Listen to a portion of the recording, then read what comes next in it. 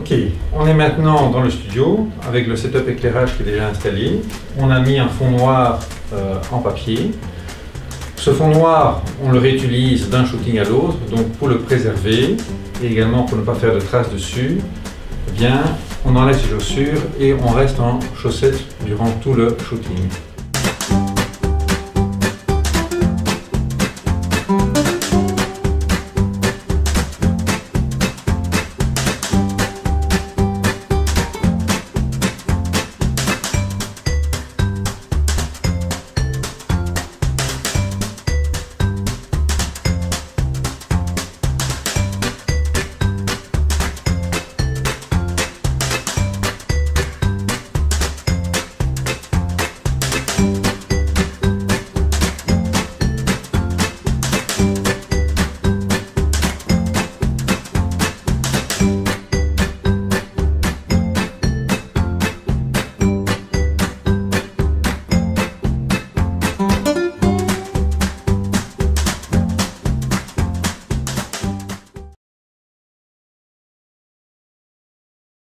Bonjour à tous, pour le shooting studio d'aujourd'hui, j'ai amené le matériel suivant, mes deux boîtiers, le A1 et le A7R4 et en tout 3 focales fixes. Un 85, un 50 et un 35 mm qui me suffisent amplement pour un shooting studio. J'ai également un posemètre pour la mesure de la lumière et une sangle Peak Design pour tenir les boîtiers. Également, au cas où, de quoi nettoyer le capteur et nettoyer les optiques. En termes de préparation, j'ai bien entendu formaté les cartes mémoire, charger les batteries qui sont pleines, vérifier la propreté des optiques qui sont tout à fait propres et j'ai déjà pré-réglé des réglages pour le studio. Comme vous voyez, j'utilise également un grip, ce qui sera très utile pour le shooting en portrait en studio et beaucoup plus confortable que de rester toujours comme ceci. Voilà. L'avantage aussi, c'est qu'il y a deux batteries, donc pas besoin de changer de batterie en cours de route. On a une autonomie qui est largement suffisante pour toute une journée de shooting. Ok, donc un des premiers réglages pour le shooting en studio, c'est d'être sûr que les photos sont enregistrées en double. Donc on est sûr d'avoir deux cartes mémoire dans le boîtier et on met l'enregistrement des photos en double, comme ça chaque photo est prise deux fois sur chaque carte. Très important, les shootings peuvent coûter de quelques centaines à quelques milliers d'euros et on ne veut pas risquer de tout perdre à cause d'un problème de carte mémoire, que ce soit lors du shooting ou par une mauvaise manipulation de retour sur son ordinateur.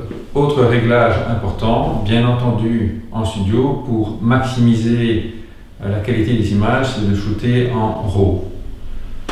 Comme ça, on aura toute la latitude sur l'ordinateur pour le post-traitement. Avant le shooting, j'ai bien entendu formaté mes deux cartes mémoire pour avoir quelque chose de clean. Alors, en studio, on travaille la plupart du temps avec des flashs dédiés, des flashs studio et non des flashs Cobra. On travaille quasiment tout le temps avec des déclencheurs sans fil qui sont mis sur le sabot flash de votre boîtier. En studio, il faut en général travailler avec l'obturateur mécanique pour que les flashs fonctionnent. La seule exception, c'est le Sony Alpha One qui lui permet de shooter en mode flash, donc en mode studio, avec un obturateur électronique si l'on veut, et donc de faire également des rafales jusqu'à 30 images par seconde, mais ce qui requiert des flashs très puissants dédiés du type par exemple Profoto. L'avantage du Alpha One par rapport aux autres boîtiers comme le A7R4, c'est que l'Alpha One a une vitesse de synchro flash en obturateur mécanique qui va jusqu'à 1/400e et même 1/500e en APS-C, contre en général 1/200e, 1/250e pour les autres boîtiers. En mode électronique, l'Alpha One a une vitesse d'obturation de 1/200e. Pour optimiser la qualité d'image en studio, on travaille en manuel et on essaye d'avoir un maximum de profondeur de champ et le maximum de piqué que peut donner votre optique. Donc en général, on travaille aux alentours de f8. On règle la vitesse en manuel à, en général, la vitesse d'obturation maximum, 1/2 centième par exemple. De toute façon, la lumière sera donnée principalement par les flashs et pas par les lumières ambiantes. Donc on veut couper justement la lumière ambiante et avoir la vitesse la plus élevée possible pour que la seule lumière qui soit prise sur les photos soit celle des flashs. Alors, une fois qu'on se met en mode manuel f8 1/2 centième, bien entendu aussi à ISO 100, pour avoir le maximum de qualité dans le RAW. En général, votre image est entièrement en noir si on est dans un studio puisqu'il n'y a pas assez de lumière. Donc quelque chose de très important en studio, c'est de désactiver l'option Live View Effect. Donc cette option ne tient pas compte en fait des réglages manuels que vous proposez et vous montre une visée claire. Si on ne fait pas ça, comme je vais vous le montrer, la visée sera très sombre et très noire, il sera donc très difficile de voir ce que vous faites. Donc en studio, un des réglages principaux sur les boîtiers mirrorless, c'est de mettre ce Live View Effect à off ou en français définition d'effet désactivé. Autre réglage pour maximiser l'autofocus en studio, c'est l'entraînement d'ouverture AF. Donc en standard, il va faire la mise au point au diaphragme sélectionné. Donc si vous mettez f8, il fera la mise au point réellement à f8.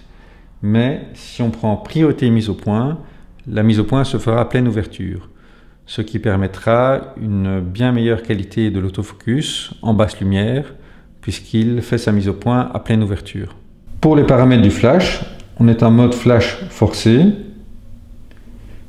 et on est en mode flash sans fil off.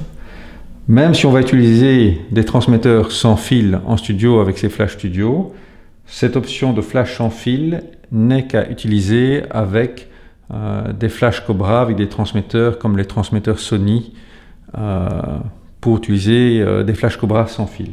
En studio, on sera en wireless off et flash forcé.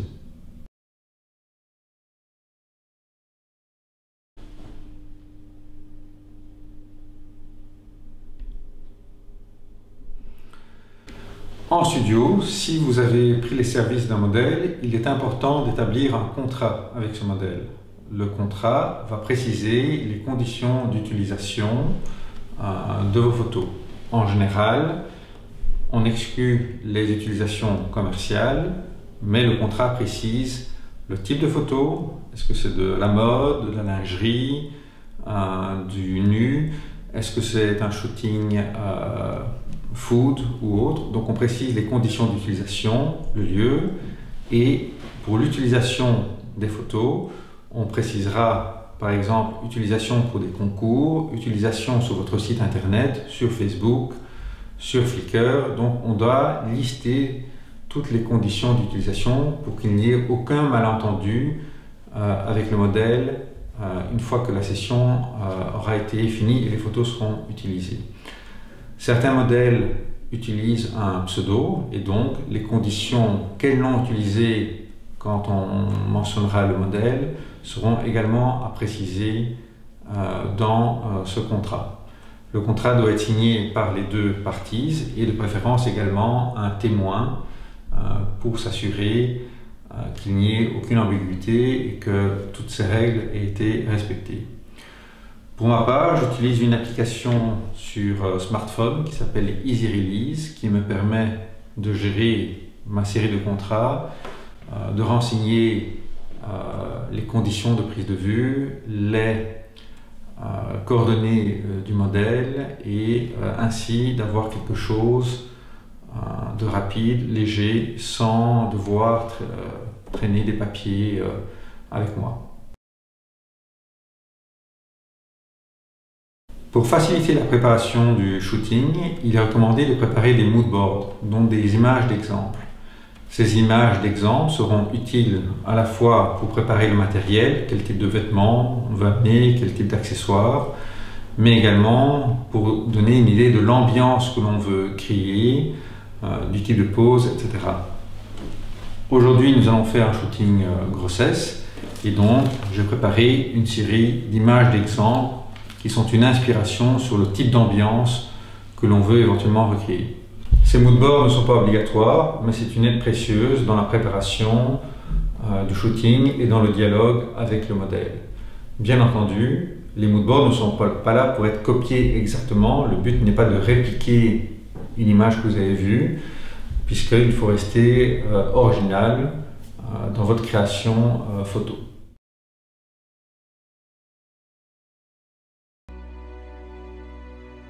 Là, on a fixé la couronne, mais comme elle basculait un peu vers l'avant, on a rajouté un petit contrepoids avec 2 pinces qu'on ne verra pas lors du shooting, bien entendu. Mais voilà le genre de petites choses qu'on utilise behind the scene pour arranger la tenue.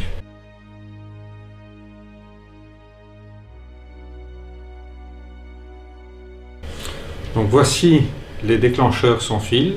J'en ai un que je vais installer sur le sabot du boîtier et un autre se trouve sur le Flash Studio. On fait un premier test de connectivité.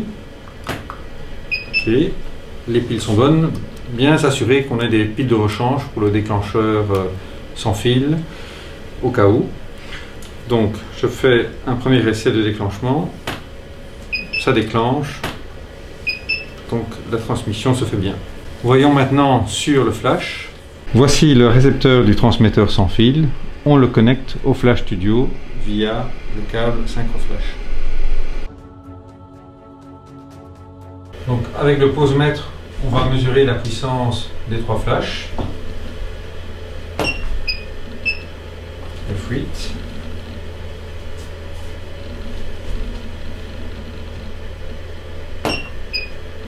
Pareil, ici.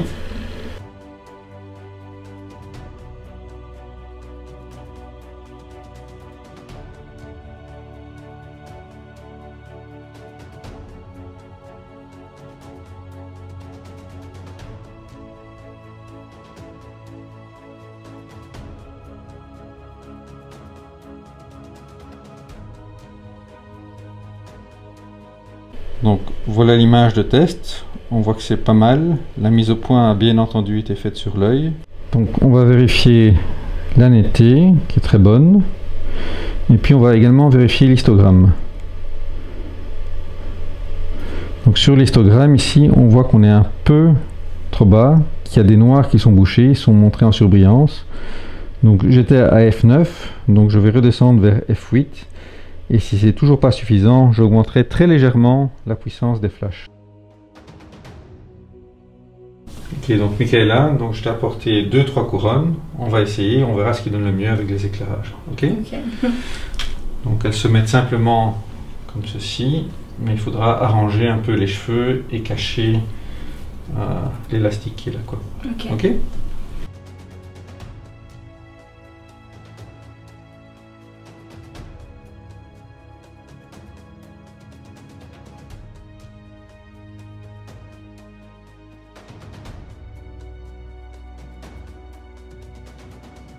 Donc là, on vient d'installer la deuxième couronne. La modèle a déjà essayé d'arranger un peu les cheveux, mais il en reste quelques-uns. Donc, Michaela, est-ce que je peux toucher pour juste enlever quelques mèches?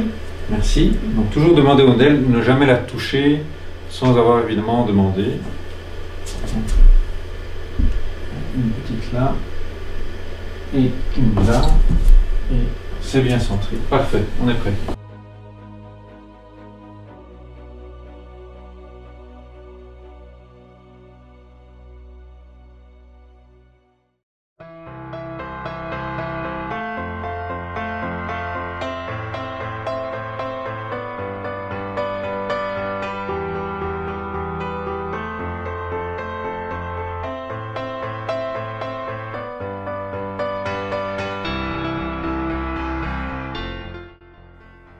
Pour le confort de votre modèle, il est important de prévoir dans le studio un endroit où elle pourra se préparer, se maquiller, changer de tenue et se reposer entre deux pauses.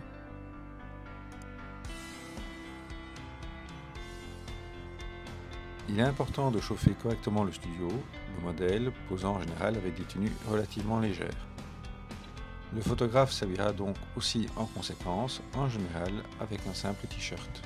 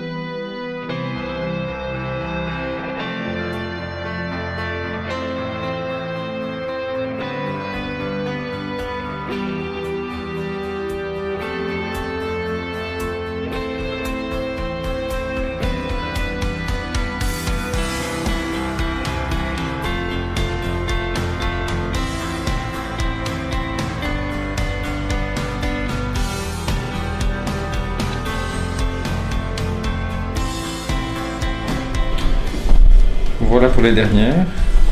Ça va très bien, je crois. Et voilà, en tout cas, merci beaucoup. C'est bon pour moi. À la prochaine. À la prochaine.